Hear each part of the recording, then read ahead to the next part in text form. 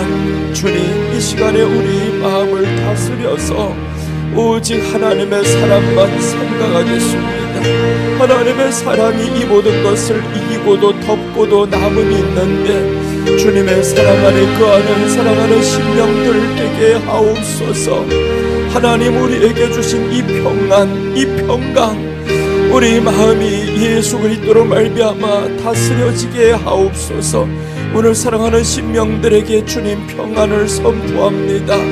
저희들에게 불안함은 떠나가게 하여 주시옵시고, 하나님 두려움은 떠나가게 하여 주시옵시고, 오직 우리 주님이 말씀하시는 평안이 있으라, 평안이 있으라, 내니 두려워하지 말라, 마음을 다스리는 시간이 되기를 원하옵니다. 주여, 우울한 심령들 이 시간 기뻐지게 하옵소서. 우울증 웬 말입니까? 우울한 마음 떠나가게 하시고 십자가의 구원, 예수 그리스도의 피가 이 모든 것을 덮고도 남음이 있고 씻고도 남음이 있는데 우리가 구원 아래, 십자가 피 아래 다 들어가는 사람들 되게 하옵소서. 성령님, 이 시간에 사랑하는 심령들에게 그 평강이 임하기를 소원합니다. 주여, 우리를 다스려 주옵소서. 환경 때문에, 사람 때문에 지쳤던 마음들, 내 마음 스스로 조절이 안 됐던 이 마음도 주님 용서하시고 이제는 우리 마음이 주님 앞에서 다스려지게 하옵소서. 무릇 생명의 근원이 이에서 남이니라 하셨습니다. 예수님, 오늘 이 시간 사랑하는 심령들 그 마음이 다스려지게 하옵소서. 주님의 평안이 임하게 하옵소서. 예수님 의지합니다. 예수님 사모합니다. 우리에게 오시옵소서. 말씀으로 오시옵소서. 오시옵소서. 주님 듣겠습니다. 말씀하옵소서. 말씀만 하옵소서. 예수님, 이 시간도 주님만이 역사하는 시간, 주님의 말씀만이 존재하는 시간, 그 말씀으로 우리 심령이 회복되는 시간, 기뻐 뛰며 영혼이 춤추는 시간이 되게 하옵소서. 예수님 감사합니다. 주님 의지합니다. 사랑합니다. 사랑하는 우리 아버지 하나님, 은혜를 감사드립니다. 아담이 선악과를 먹었을 때 두려워서 하나님을 피했었습니다. 우리에게 그 선악과의 근원을 끊어버리신 예수님, 이제 예수님을 통해서 아버지께로 나아갈 수 있다고 했사오니 예수님을 믿는 믿음이 이 땅에서 가장 고상하고 예수님을 믿는 내가 또한 가장 자랑스럽다라는 것을 하나님 앞에 고백합니다. 주여, 이 엄청난 구원을 받고서도 기쁨을 지키지 못한다면 하나님 앞에 얼마나 큰 죄를 범했는지 깨닫게 하여 주시옵소서. 주여, 이제 우리 마음을 지켜주시고 그 어떤 세상 것으로도 바꿀 수 없는 주님의 은혜를 주셨는데, 구원을 주셨는데 이 구원을 소중히 생각하며 간직하며 감사하며 살아가는 우리 모두가 되게 하옵소서. 이제는 사람의 말보다 환경보다 질병보다 주님을 사랑하는 마음이 앞서게 하여 주시고, 이제 주님의 말씀이 우리 심령 가운데 임함으로 인하여서 평안이 주어지게 하옵소서. 평안한 마음으로 살아가게 하시고 온유하고 겸손한 마음으로 살아가게 하여 주옵소서. 주여, 이 시간 주님의 시간입니다. 주님 다스려 주시옵소서. 감사를 드리며 다시 오실 예수님의 이름으로 기도드립니다. 아멘. 할렐루야. 평안을 선포합니다. 평안이 있을지어다. 여러분, 우리 마음에 평안이 있는 게 가장 중요합니다. 정말 사람들이 작은 일로 인해서 평안을 뺏기더라고요. 뭔 큰 문제가 아니었어요. 사람이 말 한마디에 내 평안이 빼앗겨지고요. 자그마한 환경 하나의 평안이 없어지고요. 왜 그럴까? 그리스도의 평강이 너희 마음을 주장하게 하라고 해서 그 주장은 한 번으로 마치는 게 아닙니다.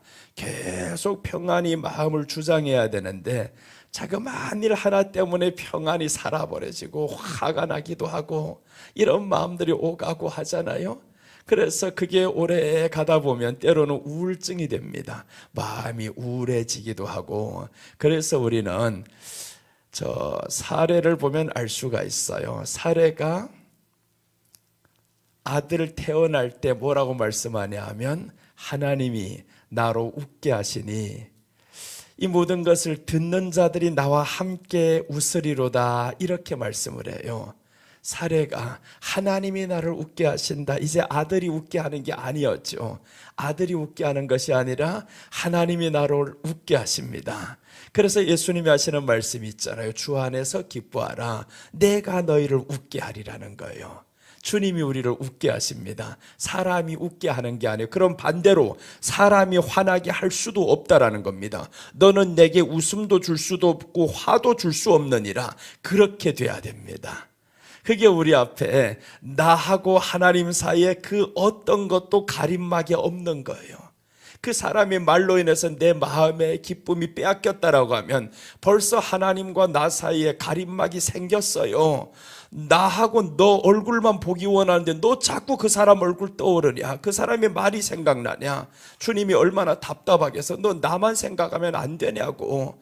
손잡고 가면서도 자꾸 다른 여자 생각해봐요. 그 사람이 했던 말이 너무 화가 나. 그러면 손잡고 가는 우리 주님이 답답할 거예요. 너 나하고 손잡고 가면서 왜 자꾸 다른 사람 말을 하냐? 어떤 사람, 두 사람 대화를 하면요, 우리 둘 사이를 이야기하면 얼마나 좋아요. 근데 꼭 이런 사람이 있어요. 5시간씩 이야기하는 사람은 절대로 우리 둘 사이를 이야기 안 합니다. 자기 주변에 있던 사람들 하나 둘 다 끄집어 와요. 이 사람들 얘기해봐도 나는 하나도 모르는 사건, 모르는 사람, 자기만 계속 말하는 사람들이 있어요. 그럼 대화가 되겠어요? 하나님하고 우리 사이의 이야기를 좀 대화로 나누어야 되는데 그게 대화가 재밌거든요. 우리들 사이에 있었던 일들, 그런 일들 얘기하는 게 얼마나 재밌어요? 그런데 사람들이 꼭 기도를 그런 식으로 한다는 거죠. 하나님하고 아무런 상관도 없는 일, 나하고 세상에 있었던 이 모든 일 가지고 하나님께 기도하고 그냥 그러면 하나님이 야, 나 좀 답답해질란다, 너하고 대화하는 게 힘들어질란다, 그 소리를 들어야 되는데 안 들리는 거예요. 그래서 우리가 깨어있으면 들리기 시작합니다. 깨어있는 사람들은 기도는 호흡이 있는 자마다 여호와를 찬양하라 라고 했었잖아요. 그 호흡은 하나님이 주신 호흡이기 때문에 하나님과 호흡하는 거예요. 그런데 나의 호흡을 왜 세상 것들에게 이렇게 자꾸 빼앗겨서 써야 됩니까? 억울한 거예요 우리가. 그래서 이제는 빼앗기지 마시기 바랍니다. 직장 생활에 가장 힘든 게 뭐겠어요? 사람의 관계 아닙니까? 사람과의 관계가 너무 힘들어요. 그럴 때 그 사람으로 인해 힘들고 그 사람 환경으로 인해서 힘들어요. 그럴 때마다 내가 벗어나야 됩니다. 아니야, 사람이 뭐라고 말해도 힘들지 않아, 괜찮아. 여러분, 똑같은 사건을 하나 말씀드릴게요. 목사도 그런 일을 겪고 나도 그런 일을 겪어요. 내가 처음 목사 됐을 때 어릴 때 됐어요. 나이가 어릴 때 31살 때 목사가 되다 보니까 지방에 나갔더니 다 나보다 연세가 많아요. 50대 이상이고 60대 이상, 이런 사람들하고 같이 이제 식사를 마치면 젊은 놈은 뭘 해야 되냐 하면 그냥 서빙이에요. 커피 하는 것도 어떻게 말하냐면 성목사님도 없어. 그때는 성목사 커피, 이런 기분이 상한 거예요. 아니, 서빙하는 사람이 없어. 누가 없어 이거. 내가 그 심부름꾼이 되는 거예요. 기분 상하죠. 그런데 그때 이제 마음을 바꿔 먹었어요. 기분 상하면 뭐 할 거예요? 그래서 그때 그렇게 말씀드렸어요. 아유, 목사님, 이렇게 시킬 때까지 눈치 없이 포앉아 있어서 죄송합니다. 그랬어요. 눈치 없이 내가 앉아있어. 그냥 목사님 식사 마치면 먹던 것도 그만두고 나가 확 떠와야 되는데, 그렇게 했더니 목사님들이 그제야 웃고 이제 잘 안 시켜요. 여러분 우리 한번 보세요. 똑같은 사건도 모든 일들이 이렇게 벌어지잖아요. 그게 뭔 자존심이에요. 생각 하나만 바꾸면 어렵지도 않고 힘들지도 않아요. 근데 그 생각 하나 바꾸기가 너무 어렵다라는 거예요. 왜 어렵냐면 내 생각은 내 마음대로 가지고 흔들 수가 없어요. 내 생각 속에 하나님의 말씀이 있어서, 그래서 우리가 평강은 누가 주장한다고 했냐면 그리스도의 평강이 너희 마음을 주장하게 하라. 내 평강이, 내 생각이 나를 주장 못합니다. 잘 안 돼요. 그러니까 하나님의 말씀이 내게 채워지면 주님의 말씀이 나를 주장하게 하옵소서. 그렇게 나면 평안하겠죠. 어떤 말을 해도 어떤 일을 겪어도 괜찮아, 우리 주님이 나와 함께 하셔. 자존심 따위가 뭐가 중요해요? 그럼 오히려 그런 데서 더 인정받을 수가 있죠. 자존심 하나 내세우면 뭘 할 거예요? 사람이 손이 없어 발이 없어, 목사님이 연세가 더 들었으면 섬기는 모습을 주님이 보이시라고 했는데 그게 뭡니까? 이렇게 하면 좋겠어요? 속으로는 그렇게 하고 싶지. 그런데 해봐야 뭐랍니까? 의미 없다 이거죠. 내가 그 사람과 말로 이겨서도 우리는 그런 것과 이기려고 싸우는 게 아닙니다. 우리는 내 생각 안에 있는 자존심을 이겨야 되고요, 내 생각에 있는 혈기를 이겨야 되고, 사람과 싸워서 이기는 게 아니라 이 말이죠. 그래서 예수님도 보면 그 십자가에서 얼마나 내려엎고 싶겠어요. 어떤 사람들이 말합니다. 네가 만일 하나님의 아들이든 거기에서 내려오면 우리가 믿을게, 이렇게 말을 해요. 얼마나 내려가고 싶겠어요. 내 하나님 맞는데 내려가면 어쩔 거야. 한마디도 하지 않았어요. 말 같지 않은 소리는 응대를 하지 말자. 여러분 이렇게 가시기 바랍니다. 말 같지 않은 소리는 응대를 하지 마라. 그냥 그 사람의 말에 상처받지 않고 그 사람 말이 오히려 더 존중해주고 그렇게 하면 나를 바보로 알겠죠. 그런데 절대로 그렇지 않습니다. 바보가 그냥 바보가 되는 게 아니에요. 내가 바보여서 너에게 바보처럼 보이는 게 아니야. 내 안에는 하나님의 말씀으로 인해서 너희 말에 상처받지 않는 바보는 나는 될란다. 그렇게 나아가면 삶에 얼마나 평안이 오겠어요. 이 관계라는 게 참 힘들죠. 세상에서 모든 것이 다 관계잖아요. 사람과의 관계가 힘들어요. 그런데 왜 힘드냐?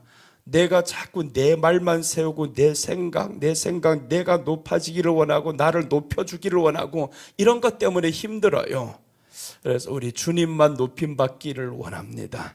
주님이 나를 통해서 드러날 수만 있다면 내가 얼마든지 할 수 있습니다. 아니 커피 12번 타오라 하면 어때? 타오면 되지.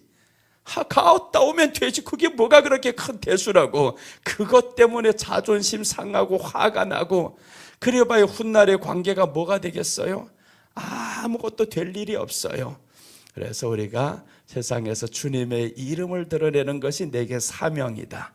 그 무엇을 하든지 내가 예수님을 믿는 것이 내게 사명이고 일이다. 그렇게 우리 한번 나아가시기를 축복합니다. 그럼 잘 되게 돼 있어요. 하나님은 이렇게 주님의 성품을 가진 사람은 하나님도 알아보실 뿐만 아니라 세상도 알아봐요. 자, 우리 오늘 성경으로 다시 돌아가겠습니다. 성경으로 돌아가면 이제 우리 어제 저녁부터 이 말씀을 전해드리고 있어요. 레위기 17장 10절에서 14절까지 제물의 피를 먹지 말 것의 의미입니다. 피를 먹지 말 것의 의미죠. 그러니까 요즘에 이제 교회 안에서 두 갈래로 나뉘잖아요. 피를 먹어도 된다 하는 교회가 있는가 하면 먹지 말라 하는 교회가 있어요. 그래서 성경적으로는 어떤 의미인가 이것을 지금 설명합니다. 피를 먹으면 끊어진다고 해서 이 피가 어떤 피냐? 제물의 피다라고 말씀드려요. 제물은 예수님을 대표합니다.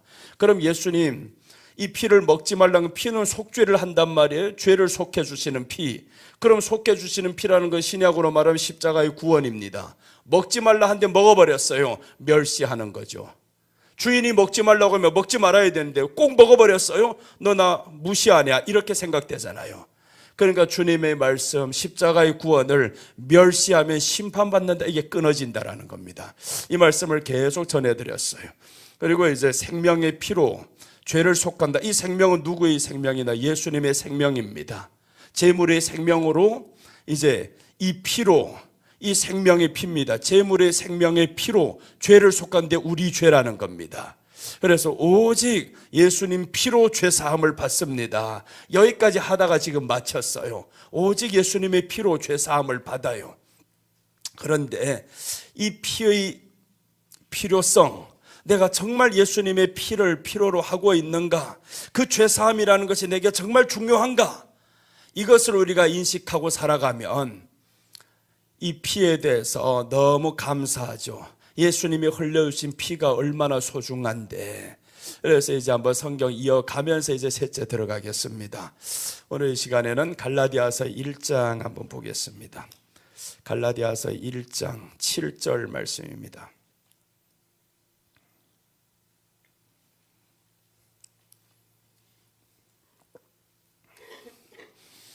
갈라디아서 1장 7절 보시면 다른 복음은 없나니 다만 어떤 사람들이 너희를 교란하여 그리스도의 복음을 변하게 하려 함이라.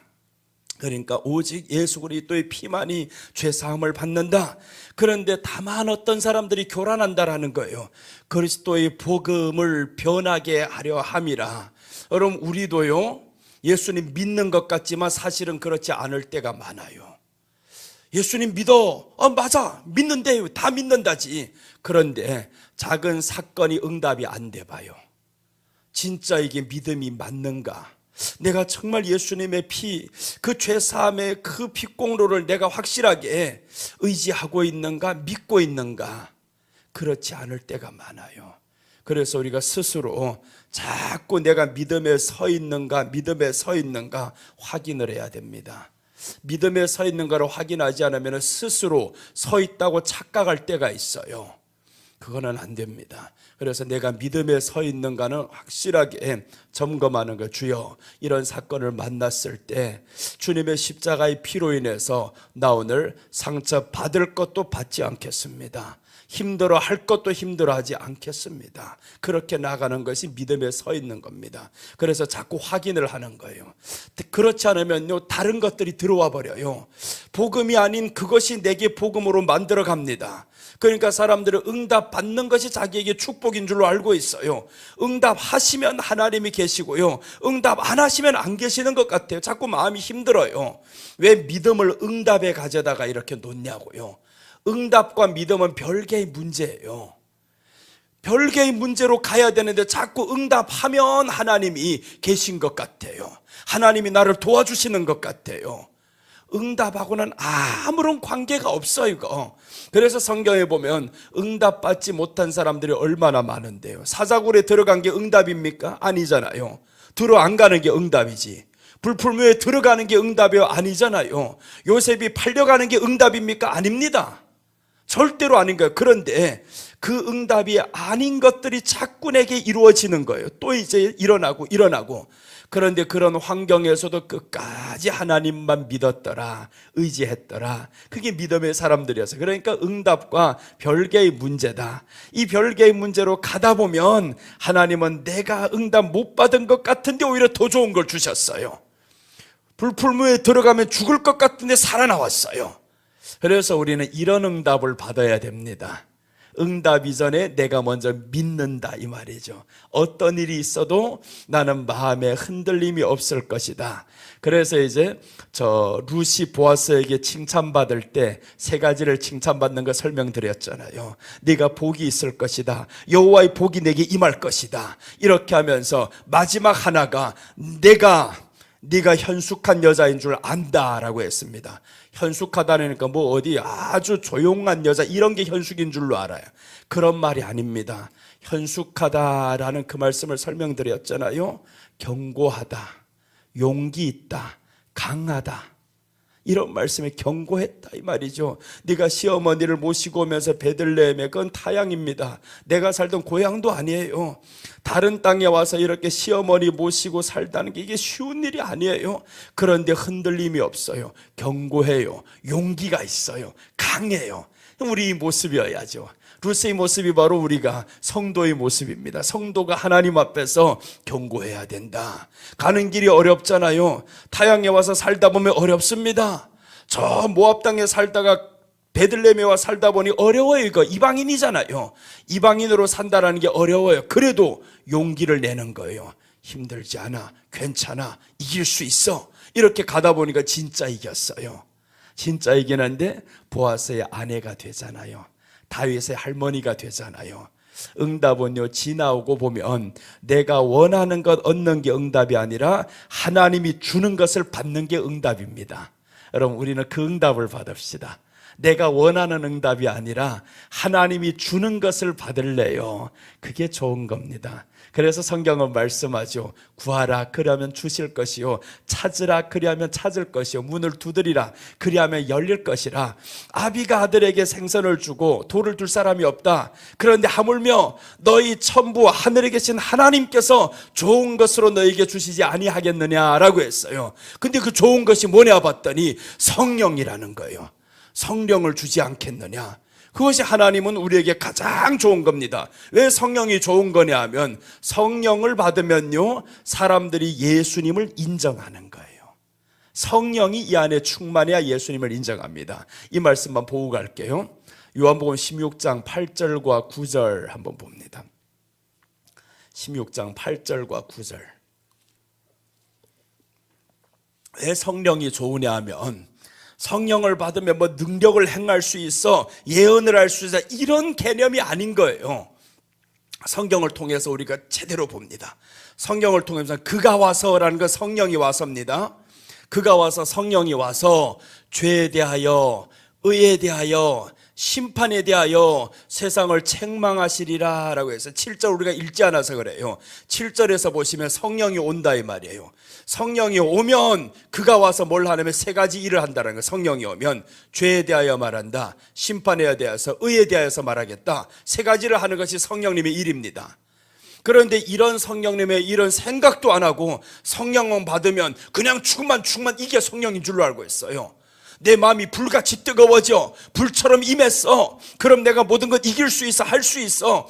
이런 차원이 아닙니다.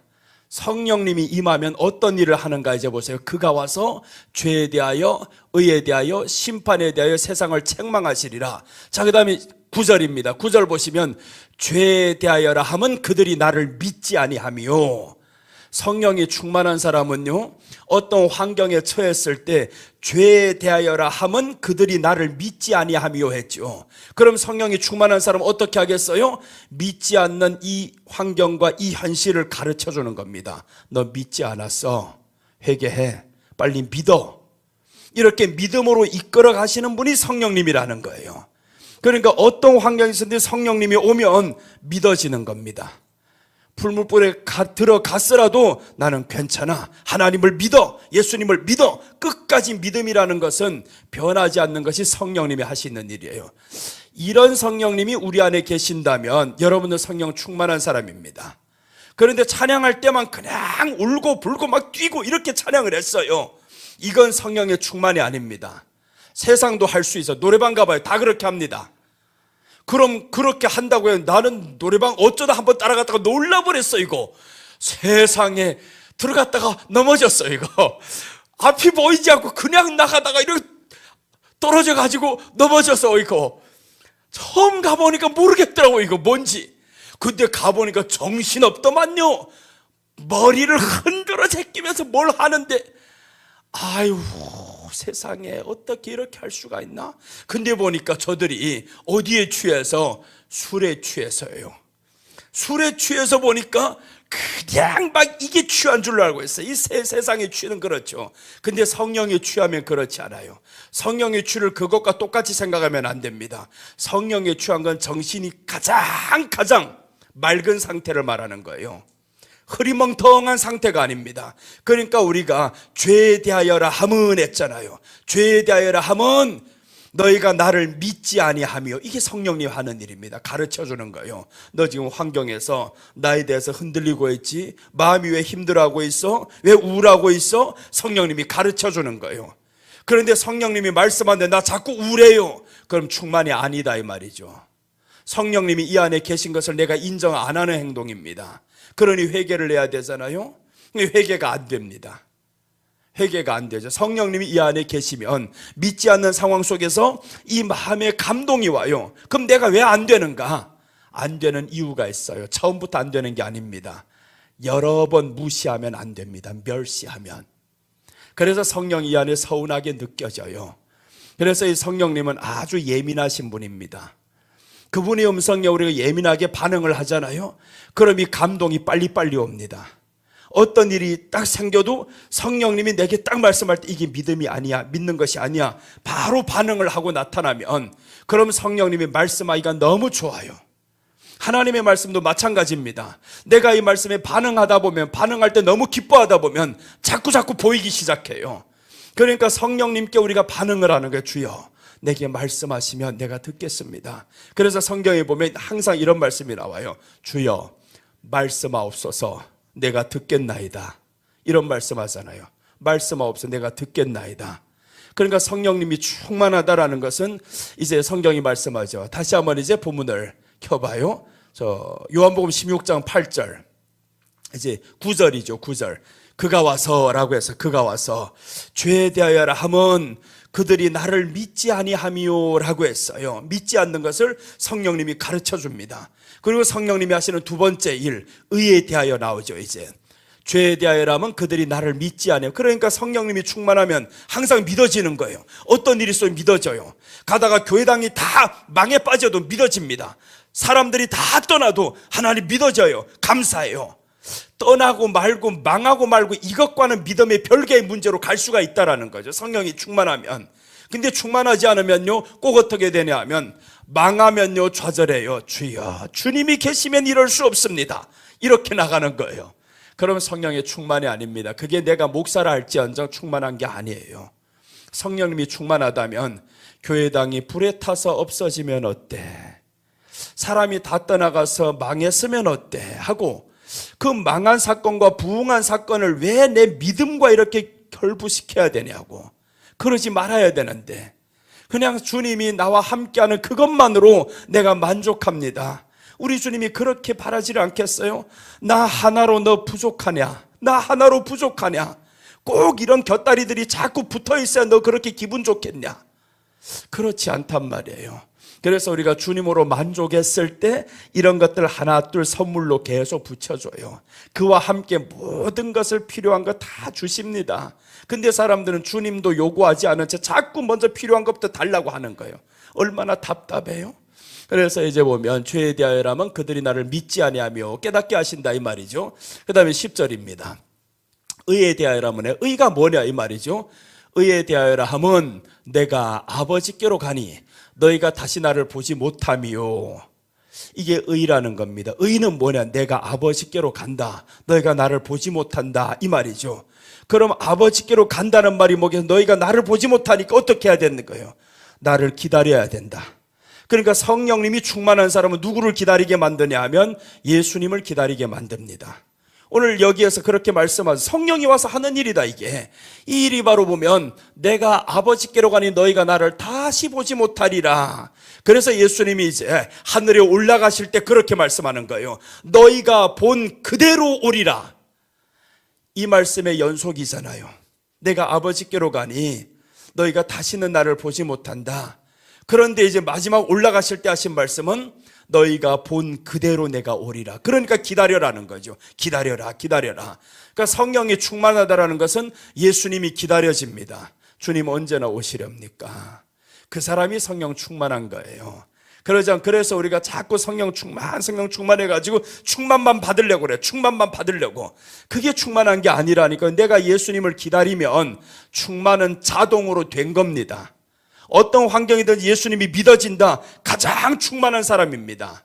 그리고 이제 셋째입니다. 셋째가 참 이게 해석하기도 애매하고 어려운 말씀인데 정말 두려운 말씀입니다. 셋째 이제 11절에서 나오죠. 심판에 대하여라면 이 세상 임금이 심판을 받았습니다. 이제 셋째는 성령님이 와서 심판에 대해서 말씀한다라는 거예요. 누가 심판받았냐? 세상의 임금이 심판받았다. 임금이라고 했죠. 임금은 누구를 임금으로 두지 않은 사람이에요. 예수님을 두지 않은 모든 사람은 세상 임금입니다. 그래서 머리 바꿈이죠. 이제는 예수님이 우리에게 오면 교회가 그래서 누가 임금이냐 하면 머리 대신 예수님이 임금인 거예요. 교회. 그래서 성경에 보면 임금이 이런 말이 많이 나와요. 임금이 그 밭을 두고 그 종들에게 맡기고 갔다가 이제 왔더라. 그래서 이제 교회를 보면 교회의 머리는 예수님이다 라고 에베소에서 말씀하잖아요. 교회의 머리는 예수님이다라는 것은 교회의 임금은 예수님이다. 그런데 세상의 임금은 누구냐? 내가 된다라는 거예요. 예수님이 없이 살아가는 사람들 심판받는다. 그러니까 성령님이 오시면 우리 안에 예수님 없이 살아가냐? 너 세상의 임금으로 살아가냐? 예수님을 너희 임금으로 살아가냐? 이것을 성령님이 가르쳐 준다는 이야기죠. 그래서 예수님의 이름의 뜻을 한번 볼까요? 아닌가? 예수님의 이름의 뜻 보시면 마태복음 1장 21절 한번 보세요. 예수님의 이름의 뜻이 무엇인가? 이 말씀을 보면 확실하게 여기에 대한 답이 다 나옵니다. 자, 아들을 낳으리니 이름을 예수라 하라. 그가 자기 백성을 그들이 죄에서 구원할 자이심이라. 자, 보세요. 이름에 나타났잖아요. 그가 자기 백성을, 그 자기 백성들이 자기가 임금이라고 하겠어요? 예수님 당신은 내 백성이요, 이렇게 할 수 있습니까? 아니잖아요. 못합니다. 자기 백성을 구원할 자이심이라. 그러니까 예수님을 인정하는 사람은 누가 임금이냐 하면 예수님이 우리 임금인 거예요. 그 말을 다른 말로 하면 예수님은 나의 왕입니다, 그 말이죠. 예수님은 나의 왕입니다. 그럼 심판을 누가 받냐 하면 예수님이 나의 왕임을 인정 안 하는 사람을 심판한다. 그것을 누가 가르쳐주냐? 성령이 가르쳐준다라는 겁니다. 그래서 성령이 충만한 사람은 내가 왕이 되어 살지 못해요. 내가 높아지고자 못합니다. 그게 성령 충만한 사람입니다. 높아지고자 했어요. 내가 꼭 이 자리에서 나타나야 되는데 누가 알아주지 않아요. 신경 안 써요. 성령에 충만하면 높아지고자 하지 마라. 나타나고자도 하지 마라. 내가 너희 머리가 될란다. 내가 너희 임금이란다. 그것을 성령님이 가르쳐 줍니다. 여러분, 우리가 성경이 말하는 충만대로 가야 됩니다. 성령은 이것을 충만이라 그러고 성령님이 우리 안에 오심에 하는 일들이 있잖아요. 이 세 가지 일을 성령님이 하신다는데 그분이 이 일을 할 수 있도록 나를 맡겨드리는 것이 성령님을 인정하는 행동입니다. 그래서 자꾸 성령이여 오소서 오소서 이런 찬양은 많이 하잖아요. 성령이여 임하소서, 내게 임하소서 하는데 임하면 뭘 할 건데? 너 나 인정 안 하는데, 믿음 가운데 가지 않는데, 너 왕이 되어 살려고 하는데, 오늘 그것도 상처받아서 네 마음대로 지금 상처받아서 그래 힘들어하고 있는데 왜 상처를 받아요? 사람의 말에 상처받는다라는 것은 내가 머리가 되어 그래요. 그럼 내가 상처를 안 받아서 누가 상처를 받아요? 그럼 내 머리는 예수님이라고 임금이라고 생각하면 그 사람은 누구를 상처 준 거예요? 예수님을 상처 준 거다. 그래서 우리가 불쌍히 생각하라는 거예요. 불쌍히 생각해야 될 이유가 너는 내게 한 것 같지만 사실 아니야. 나는 예수님의 몸일 뿐이야. 그분이 나의 머리야. 그분이 나의 임금이야. 그렇게 생각하면 그 사람이 나를 힘들게 했었던 이 사건이 결국에 누구에게 한 거냐면 예수님께 했다 이 말이잖아요. 예수님께 했으면 얼마나 불쌍한 사람이요 이거. 무지한 사람이고 미련한 사람이고 미련한 사람. 그래서 우리가 당하는 것이 낫다라는 거예요. 당하는 것이 낫다. 왜 그러냐? 나의 임금은 예수님이고 내가 임금이 아니에요. 내가 임금인데 내가 당하면 화가 나잖아요. 그래서 내가 화를 내고 내가 우울하고 내가 속상하고 있으면 내가 임금으로 살아간 겁니다. 내가 임금으로 살아간 것을 성령님이 가르쳐 준다라는 거예요. 너 왜 속상하고 있냐? 내가 임금인데. 너 또 세상의 왕이 되고 싶지, 높아지고 싶었지, 너가 임금인 줄로 알고 있지. 심판받아 심판받아. 성령님이 이 안에서 가르쳐 준다라는 거죠. 여러분, 이게 하나님의 말씀이어서 있는 그대로 보니까 그렇잖아요. 다른 말 하는 게 아니잖아요. 성경이 있는 그대로 보니까 성령님이 와서 하는 일 세 가지를 지금 말씀해요. 그가 와서 세 가지를 한다라고 했잖아요. 그러니까 세 가지 우리에게 하십니다. 그래서 우리가 여기에 생명의 피로 죄를 속한다, 예수님의 피로 죄 사함을 받는다, 누구 모릅니까? 교회당 다니는 사람 다 알아요. 예수님 피로 죄를 속합니다. 그런데 진짜로 예수님의 피가 나의 죄를 속함을 믿는지 안 믿는지는 본인이 잘 알죠. 내가 진짜로 믿는지. 그래서 믿음이 없으면 성경이 어떻게 말씀해요? 믿음을 주옵소서라고 하잖아요. 그래서 우리 현실을 빨리 파악하고 주여 내게 믿음을 주옵소서. 그런 믿음만 달라고 가만히 있으면 되냐고요? 안 되죠. 사모해야 된다 이 말이잖아요. 믿음이 없음을 알면 사모해야 되고요. 배고픈 줄 알면 먹어야 되고요. 그래야 되는데 내가 분명히 없는 줄로 알고 있는데 먹지 않아요. 사모를 안 해요. 그러니까 구약에서 네가 그릇에 손을 넣고도 입에 올리기를 괴로워하느니라 하시는 말씀이 나오는 겁니다. 말씀을 사모만 하면 먹을 수가 있는데 왜 안 먹냐 이 말이죠.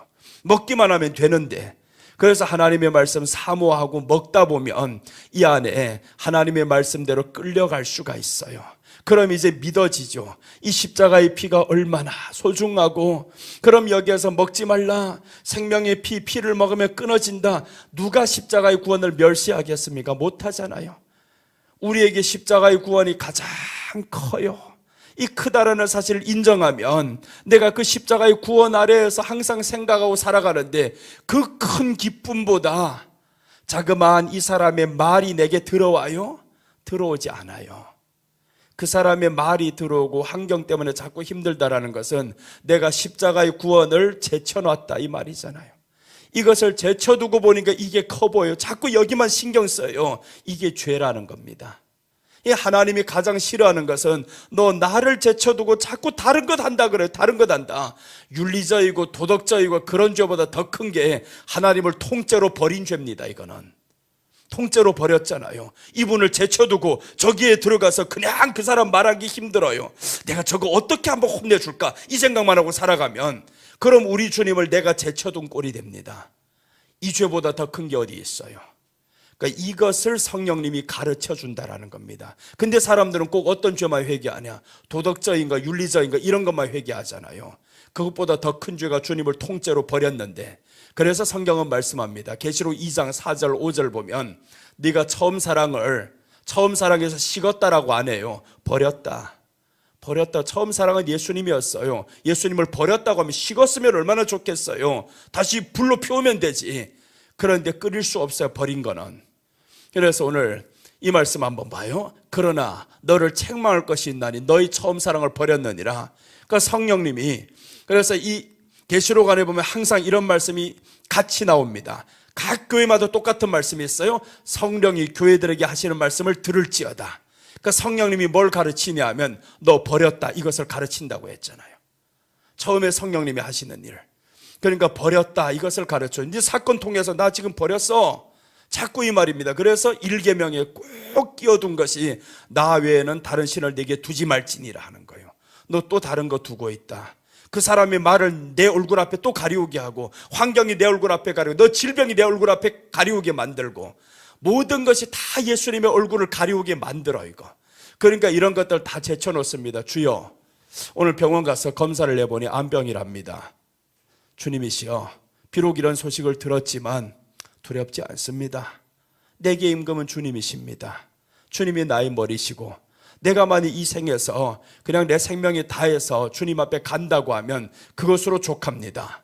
여러분 이렇게 기도하시기 바랍니다. 이제 그런 소식을 들었으면, 그렇게 하면 보세요. 그런 소식이 들었을 때 내게는 평안함이 왔었죠. 그럼 그때 병이 진행이 안 됩니다. 병은 두려움에서 와요. 병은 두려움에서. 그래서 어제 우리가 그 말씀을 보았었죠. 잠언 18장 14절 보았잖아요. 잠언 18장 14절 보시면 사람의 심령은 능히 그 병을 이기려니와 라고 나와 있어요. 사람의 심령은 능히 그 병을 이긴대요. 그러니까 사람의 심령은 그의 병을 능히 이기려니와, 심령이 상하면 누가 그것을 일으키겠느냐. 그러니까 사람들 보면 이런 소식을 들었을 때 어떡하냐면 그냥 푹 주저앉아 버려요. 상해버렸어요. 끝났어요. 상해버리면 끝났습니다. 그 상한 상태로 기도해봐야 응답이 안 됩니다. 그러니까 우리는 이런 소식을 들었을 때 오히려 평온한 거예요. 주님의 나라 가는 게 얼마나 좋아요. 진짜 주님을 기다린다고 하면 주님의 나라 가는 게 좋죠. 여러분들 아파트 지금 50평짜리를 사놨어요. 그럼 1년 뒤에 들어가기 좋을까요? 한 달 뒤에 빨리 들어가는 게 좋을까요? 빨리 들어가기 좋잖아요. 그 아파트도 그렇게 사놓으면 빨리 가고 싶은데, 하물며 천국이라는 그 엄청난 집이 나를 기다리고 있는데, 거기서 예수님이 기다리고 있다는데 가기 싫다? 주여 가기 싫어요. 나 죽으면 어떡해요? 이 벌벌벌 떨고 있으면 주님이 화가 나죠. 너 나 기다리지 않는구나. 이 안에 성령님이 없구나. 그렇게 인식이 되는 겁니다. 성령님이 있으면 주님이 기다려져요. 주여, 이런 좋은 소식을 들었어요. 세상 의학으로는요, 암병 걸리면 빨리 죽는데요. 그렇게 주님 앞에 아뢰면 되잖아요. 현실입니다. 사실입니다. 사실 그대로 아뢰입니다. 그것을 부인하라는 건 아니에요. 암병 걸리면 문명 감기보다는 훨씬 위험해요.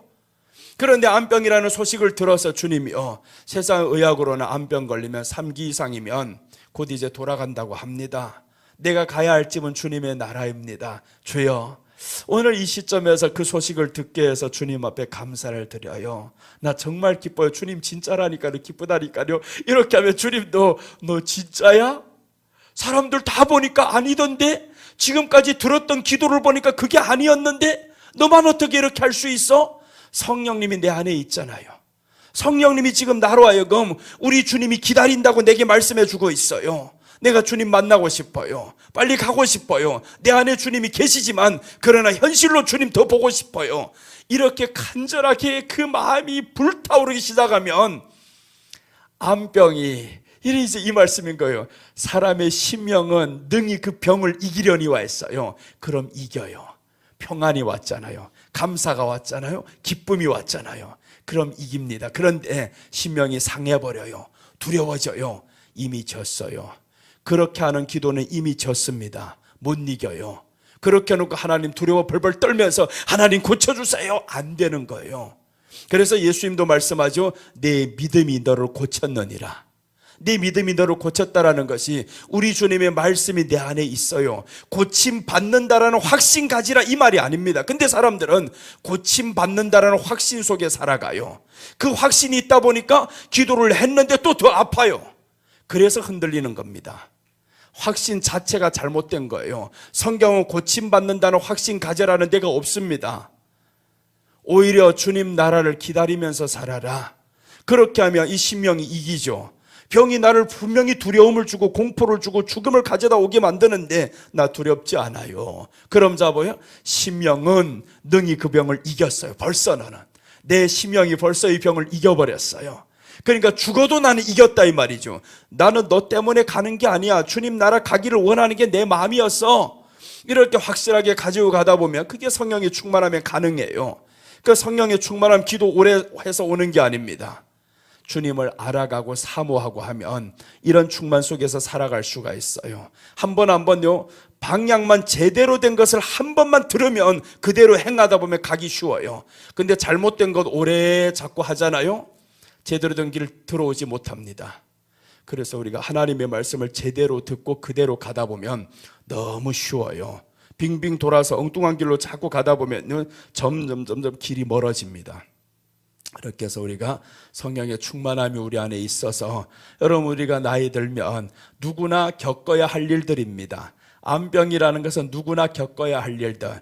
우리나라에서 3분의 1이 지금 모든 사람 다 암입니다. 3분의 1. 그럼 3분의 2는 무엇이냐? 암을 기다리고 있는 사람들. 이제 암에 걸려야 할 사람들이 3분의 2예요. 남은 사람들, 암에 걸려야 할 사람들. 우리 안에 지금 암세포들이 살아있어요. 없는 게 아닙니다. 있습니다. 근데 왜 이것들이 지금 작동하지 못하고 있냐면 건강한 세포들이 더 많거든요. 그런데 나이 들면 들수록 우리가 면역력이 떨어지게 되어 있어요. 그럼 이것들이 살아나죠.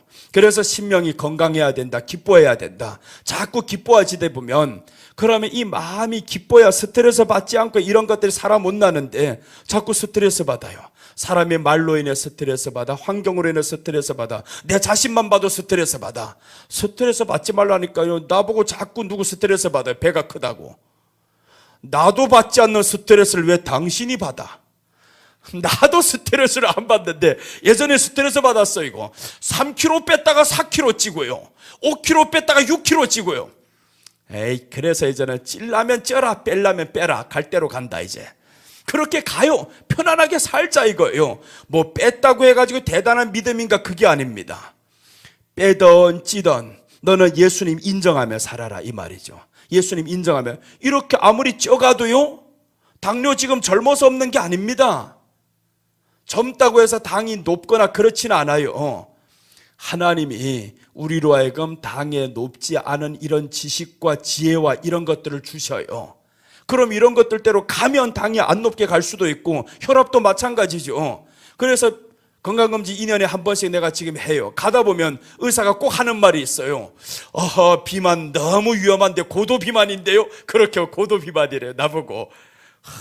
이 보면 얼마 안 나갈 것 같잖아요. 이게 굉장히 많이 나가요. 앞자리가 8로 갑니다. 그리고 이제 뒤에는 말씀 안 드릴게요. 창피해서. 앞자리가 8이고 뒤에는 더 있어 이거.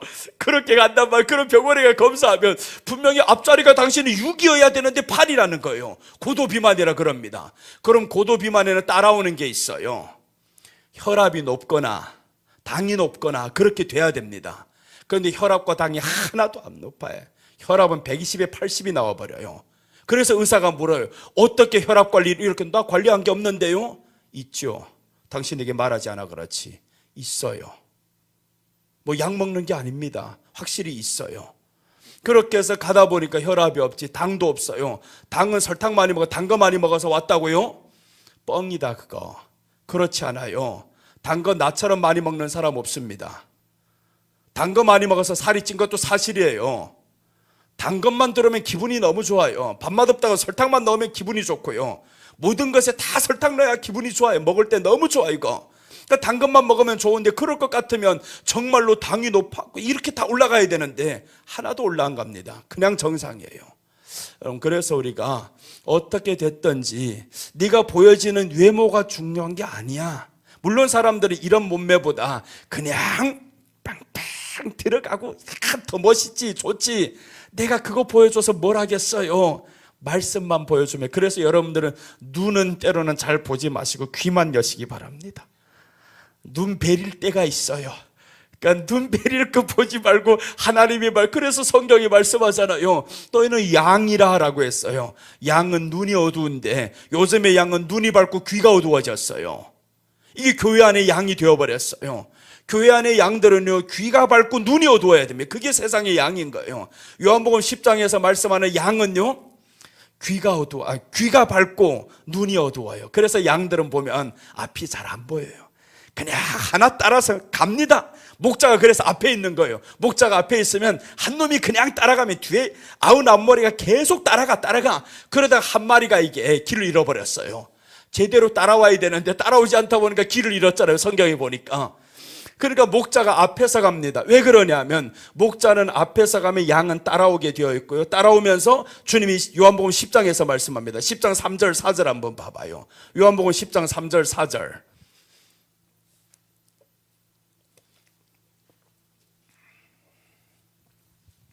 자, 이제 한번 봅니다. 이렇게 말씀합니다. 문지기는 그를 위하여 문을 열고 양은 그의 음성을 듣나니. 자, 이제 보세요. 양은 그의 음성을 듣는다고 했죠. 양이 우리입니다. 성도를 의미하죠. 그가 자기 양의 이름을 각각 불러 인도하여 내느니라. 그러니까 여기에서 이제 양들이 해야 될 것이 있어요. 그가 자기 양의 이름을 각각 불러서 인도한다라는 거예요. 그럼 어떤 양이 인도받겠어요?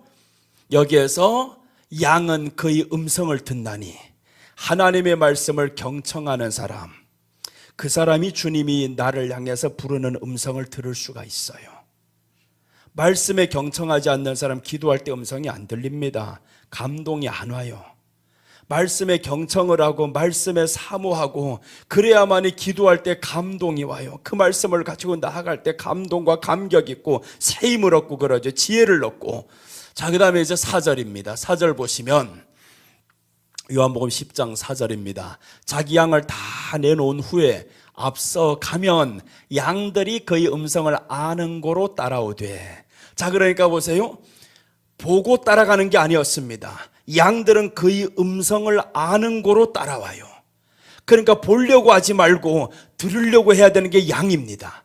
근데 오늘날의 교회 안의 양들은 다 보려고 해요. 주님이시여 보여주시옵소서, 나타나시옵소서. 이런 기도 얼마나 많이 해요 이거. 성경은 보고 가는 게 아니다, 듣고 가는 것이라고 했잖아요. 양은 듣고 가는 것이다. 내 양은 내 음성을 듣는다. 주인이 앞에서 가면, 문지기가 앞에서 가면 그럼 그 음성을 아는 고로 따라온다. 어디 갔어 이거? 10장 4절 10장 4절 보시면 다시 한번 봐봐요. 다시 한번 보시면, 자 보세요. 10장 4절입니다 10장 4절 이제 앞에 한번 그가 자기 양을 다 내놓은 후에 앞서가면 양들이 그의 음성을 아는 고로 따라오되 라고 했죠. 그러니까 어떤 양이 잘 따를 수 있냐면 음성을 잘 듣는 사람, 말씀을 잘 듣는 사람이 예수님을 잘 따를 수가 있어요. 이런 사람은 보여달라고 안 하죠. 말씀이 들리는데. 말씀이 들리는 사람 볼 필요가 없습니다. 양은 볼 필요가 없어요. 근데 오늘날의 양들은 자꾸 보여달라 그래요. 교회 안에서 주님이여 보여줘요. 그게 안 보이니까 누구를 보냐 하면 누구든지 봐야 돼요, 이거. 그러다가 이제 눈총 하나 딱 발견했어요. 내 저거 지켜보리라. 그래서 이 양들이 자꾸 하나 주목하는 사람이 생겼습니다. 그게 목사님이 될 수도 있고 사모님이 될 수도 있고 사람의 흠이 될 수도 있고 그냥 사람만 쳐다보고 가, 이거. 들을 생각은 안 하고 보기만 합니다. 그러니까 교회 안에서 이제 일어난 일들이 있죠. 험담하고 다투기도 하고 그냥 모였다 싶으면 다른 사람 말이 안 되면 할 말이 없어요, 이거. 얼마나 힘들어요, 살기가. 주님의 말씀을 들으려고 해야 되는데. 그래서 오늘 따라오는 거로 하죠. 이제 그의 음성을 아는 거로 따라오되, 그 다음에 10장 5절 보면 이게 양들입니다. 10장 5절은 다른 사람의 말을 듣지 말아야 되는데, 이제 10장 5절 타인의 음성은 알지 못하는 거로 타인을 따르지 않고 도리어 도망하느니라. 자 보세요. 여러분 이렇게 돼야 됩니다. 타인의 음성은 알지 못하. 그래서 지금까지 했던 말씀이 이 말씀인 거예요. 사람들이 뭐라 하든지 신경 쓰지 마. 그게 내 목자가 아니야. 내가 왜 그 사람의 음성을 알지도 못하는 음성 가지고 자꾸 생각해야 되냐고, 따라가야 되냐고. 그래서 오늘 주님이 하신 말씀입니다. 타인의 음성은 알지 못하는 거로 타인을 따르지 아니하고 도리어 도망한다. 보세요. 도망한다고 했잖아요. 그런 상처 주는 말 속에서 도망가야 됩니다. 그 속에 빠져있지 말아야 되는 거예요. 그게 성경이 지금 말씀은 내가 하는 말이 아닙니다. 성경에서 요약해 보니까 그 말을 먼저 했을 뿐이지 성경이 그렇게 말씀하잖아요. 그러니까 우리가 여러분 이 환경에서 우리에게 불리한 말들이 얼마나 많아요? 아, 목자의 음성이 아니구나. 분별해야 되죠. 목자의 음성이 아니구나. 빨리 도망해야 되겠다. 이런 말 자꾸 듣고 묵상하면 안 되겠다. 그렇게 해서 그 말을 피해서 이제 하나님의 말씀을 들어요. 근데 이게 들어도 이게 자꾸 생각난단 말이에요. 왜 그럴까? 이제 여기에서 말씀드릴게요. 내가 자꾸 말씀을 듣는데도 그 사람이 했던 말이 자꾸 생각나요. 왜 그러냐면 중심입니다. 중심이 벌써 여기에 내가 기울어서 그래요. 중심이 사람의 말에 기울었다라는 것은 내 안에 예수가 더 채워져야 되는데, 성령님이 더 충만하고 주님을 더 의지해야 되고 주님이 더 임금이어야 되는데 임금은 내가 되어서 그래요. 내가 임금이니까 자꾸 이게 이쪽으로 기울러 버립니다. 그래서 우리가 임금되는 이 자리를 빨리 바꿔야 되는 거예요. 그래서 주여라고 하죠. 주여라는 것은 내가 임금이 아니고 당신이 나의 주인입니다. 이 고백이 주여라잖아요. 그러니까 우리가 기도할 때마다 주여 3번 하고 하잖아요. 주여 주여 주여. 이게 왜 그럽니까? 그냥 기도가 되게 하려고 하는 게 아니라니까요. 주여라는 것이 내 안에 주인이 바뀜을 나는 인정합니다. 주님 나를 다스려 주세요. 그래서 주여 나오는 배경이 있잖아요. 다니엘이 주여 주여 주여 3번 하면서 그 배경을 한번 보세요. 어떤 내용인가? 다스려 달라는 내용이 많아요. 용서해 주세요라는 내용이 있습니다. 여러분, 그래서 우리가 오늘 타인의 음성을 듣지 말아야 우리 안에 평안이 와요. 오늘 십자가, 이건 본문도 못 들어간 채 또 이렇게 마치겠다, 이거. 이게 지금 가다 보니까 이렇게 되는 거예요. 자, 그 다음에 하나 더 볼게요. 요한일서 1장 7절.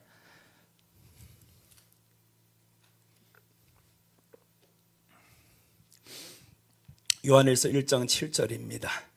1장 7절 보시면 이제 여기에서 아주 중요한 말씀이 나와요. 요한복음 1장 7절입니다. 요한복음 아니고 요한 1서. 저도 막 성경 많이 말씀하다 보니까 헷갈려요, 이거. 요한복음이나 요한 1서라 했더라.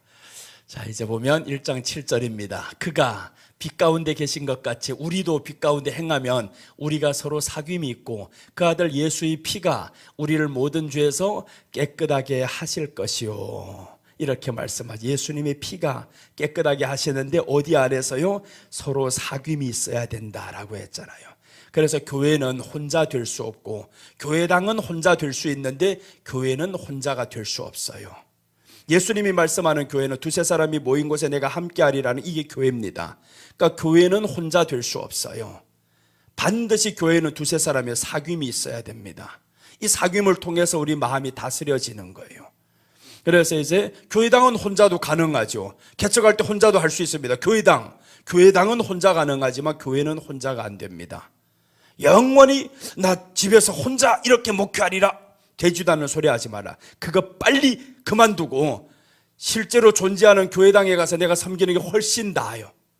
그게 훨씬 낫습니다. 집에서 끙끙 앉아가지고 사람 오기만을 기다려 옵니까? 그게 오지도 않아, 이거. 그럼 왜 안 좋냐 하면 내가 깨지고 부서지고 할 수 있는 기회를 너는 스스로 다 버리는 겁니다. 우리가 부딪히고 나아가서 그것을 통해서 내가 변화되고 깨지고 이런 것들을 다 어디에서 나오냐면 교회당 안에서 교회를 이루어가는 과정이거든요. 이런 과정이 싫으니까 혼자 하겠다. 물론 혼자해서 이렇게 시작해서 하나님의 사명으로 시작해서 모이면 좋지. 안 모이면 뭐 어떡할 건데요. 어떤 사람은 혼자 개척했는데 3년 동안 집에서 혼자 계속 있는 사람이 있어요. 그거는 목회가 아닙니다. 교회당입니다. 그냥 교회당, 교회도 아니에요. 혼자가 뭔 교회입니까? 혼자는 교회가 안 됩니다. 오늘 여기에서 보시면 사귐이 있다 그래서 사귐이 있어야 되는 거예요. 두세 사람이 모인 곳에 내가 그들과 함께 하겠다고 했지 혼자 믿음 생활이 안 됩니다. 같이여야 되는 거예요. 같이. 그래서 성막을 보면 서로 연결이 됩니다. 성막 계속 말할 때 보면 꽃받침 위에 서로 잔이 연결이 되고 그 연결 계속 말씀해요. 그 성막 위에 꽃받침 위에서 이 줄들이 연결이 됩니다. 하나 둘 계속 연결하는 게 쉽지 않거든요. 그게. 그래서 이제 계시록에 보면 우리가 어떻게 되면 구슬꿰미 같은 것을 꿰고 있어요. 이게 그 구슬꿰미가 하나하나 꿰려니까 얼마나 힘들었겠어요. 이것들이 연결되는 겁니다. 그 구슬이 지금 진주같이 이렇게 다 연결이 되자면 얼마나 많은 인내가 있어야 돼요. 조개 속에서 진주가 나오잖아요. 근데 계시록에 보니까 이 진주 같은 문이 어느 정도로 크냐, 문이 되어버렸어요. 그 진주문으로 우리가 들어갑니다. 이게 우리들의 믿음의 여정입니다. 믿음의 여정은 조개 속에 큰 모래알이 하나가 탁 박혀요. 이거 조개가 이렇게 몸을 열고 팔랑팔랑하고 지금 다니잖아요. 이렇게 다니다가 보면 그 안에 모래가 탁 들어가 박혀요. 그럼 이게 뺄 수가 없으니까 너무 아파요. 그럼 이 안에서 진액을 뿜어냅니다. 이 안에서 1년, 2년 진액을 뿜다 보면 이 안에 있는 모래를 감싸버려요. 이 진액이 나와서. 그럼 요만큼 되겠죠. 5년, 10년 되면 좀 더 크고 10년, 20년 되면 좀 더 크고. 그래서 진주가 나오는데 조개 속에서 나온 진주, 수십 년을 거쳐 나온 진주들이 비싸요. 그게 누구냐면 계시록에 보니까 우리 믿음을 말하는 겁니다. 너희가 진주문으로 통과한다는 그 진주가 바로 우리에게 주는 고통과 고난을 통해서 견뎌내는 과정이잖아요. 그 안에서 그냥 내가 힘들다고 빼버렸으면 진주가 안 됐을 겁니다. 우리 안에 예수라는 그 보석이 안에 들어왔는데 고난을 통해서 자꾸 뿜어내는 거예요. 이 예수님을 또 감싸고 또 감싸고 하다 보니까 이제 내 안에는 인내가 너무 커졌어요. 주님 말씀 듣는 것으로 너무 커졌어요. 이렇게 가면 우리 안에 이제는 진주 같은 금문이 되죠. 진주가 엄청 커져서 그래서 주님이 인정하는 겁니다. 계시록에 보니까 야, 네가 진주문을 통과했다. 네게 진주 같은 문이다. 12진주문이 나와요. 다 12진주문. 그래서 천국 가는 사람들을 인내로서 그의 영혼을 얻느니라 라고 합니다. 인내, 믿음의 결국 영혼의 구원이라 그렇게 말씀하죠. 인내로서. 그러니까 우리가 하나님 앞에서 인내하는 것이 참 너무 좋고 축복인데 그 인내를 하자면 내 안에 주인이 바뀌어야죠. 이제는 주님이 나의 임금입니다. 이렇게 해서 이제 예수님의 피가 나를 속하고 나는 서로 사귐이 있어야 되겠어요. 그러니까 교회 안에서 이제 사귐이 있어야 됩니다. 사귐이. 그래 구약에서 계속 사귐을 말하잖아요. 이제 저녁은 이거 할 수 없어요. 셋째 할 수가 없습니다.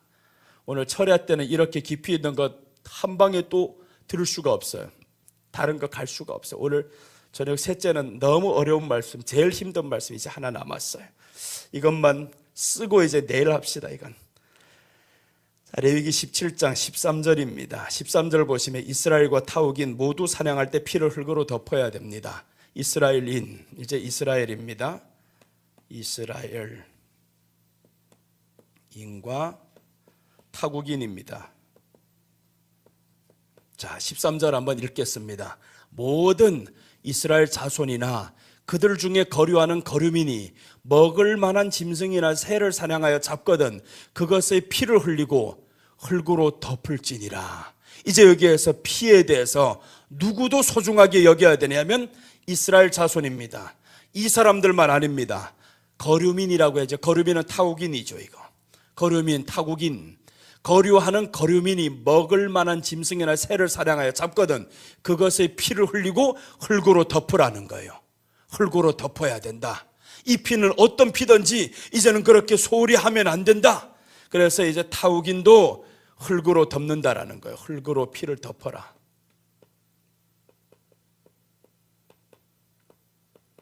이게 무슨 의미일까? 이제 이 말씀을 전해야 되는데 오늘 철야 때 하기에는 참 이게 쉽지 않은 말씀이어서 이 모든 앞에 것을 지금 이렇게 연결해서 들어야 이 말씀이 이해가 되는데 그거 다 하다 보면 이 하나 둘 하다 보면 끝나버려요 또.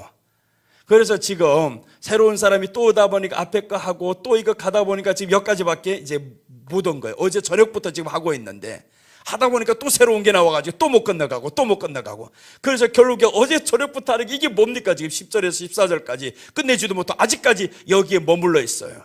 이런 내년까지도 또 레위기 끝나지도 못해요. 이거 3년째 끌고 가야 됩니다. 이러면 나도 금년 안에 빨리 끝내고 싶어요. 이제 레위기만 해도 나 지친다. 이제 이거 좀 다른 거 하고 싶다. 이거 근데 레위기에 머물러서 가지고 17장에서 아직도 못 가고 있어. 이거 자 그럼 여기에 타우긴 흙으로 피를 덮어야 된다. 야 이게 너무 감동적인 이야기인데 철야 때 하면 다 졸아버려. 이거 여러분들은 졸지 않을 수 있어요. 이제 철야 때 오는 사람은요 그때 원래 한 사람이 조는데 이거 들어가면 그때부터 다섯은 좁니다. 그럼 설교할 맛이 사라져요. 이거 한 사람 졸면요 그게 안 보면 되는 거예요. 그런데 다섯 졸면 여기 저기 뒤에 하나 이렇게 다 졸면 볼 데가 없어요. 이거 여기 봐도 조는 거 저기 봐도 조는 거 그렇다고 가서 깨울 수도 없고 이거 큰일 났어요. 이거 그럼 그걸 못하게 돼요. 이거 그래서 이 말씀 이제 오늘 저녁에 한번 보자고요. 할 수 있을지 못할지. 그래서 이제 한번 마치고 숙소에 가서 한번 기도하면서 생각해 보려고요. 이게 가능할까 가능하지 않을까. 주님이요 이 말씀 오늘 저녁에 가야 되는데 할 수 있을지 없을지 나도 모르겠어요. 이거 자신은 없어 아직은. 그 많은 사람들이 오면 이게 이해가 될까 안 될까. 지금은 보세요. 내가 왜 오후에 헌금할 때 앞에 이 친구를 이제 시켰잖아요. 헌금위원을. 왜 그랬냐면 몰라 나도. 근데 말씀으로 이미 하나 된 건 내가 봤어요. 그 눈빛이 벌써 보니까 말씀으로 하나가 딱 되었어요. 그럼 이 사람은 시켜도 상처 안 된다 그 말이잖아요. 무시해서가 아닙니다. 하나 된 마음은 서로 알아보는 거예요. 말씀으로 하나 되면요 상처가 없어요. 내가 시켰다고 해가지고 상처를 받았어요? 아니잖아요. 아닌 거예요. 절대. 그래서 교회 안에서 말씀과 하나가 되면 상처 따위는 내게 남지 않는다 이 말이에요. 상처가 있을 수가 없어요. 그러니까 우리가 이제는 하나님의 말씀으로 하나가 딱 되어 있으면 그 어떤 말이 들어와도요 상처로 안 남습니다. 하나님의 말씀으로 이제는 채워지는 저와 여러분 되시기를 축복합니다. 기도하겠습니다. 예수님 은혜를 감사드립니다. 오늘 이 시간에 주님의 말씀을 나누며 서로가 주님 안에 살기를 위해서 결단해 봅니다. 성령님이 우리 안에 오면 십자가의 은혜가 더욱더 견고하게 하고 그 은혜 속에서 살아갈 수 있도록 성령님께서 또 도와주실 것인데 진정 우리가 어떤 성령님인지 알고 성령님을 구하는 자들이 되게 하여 주시옵소서.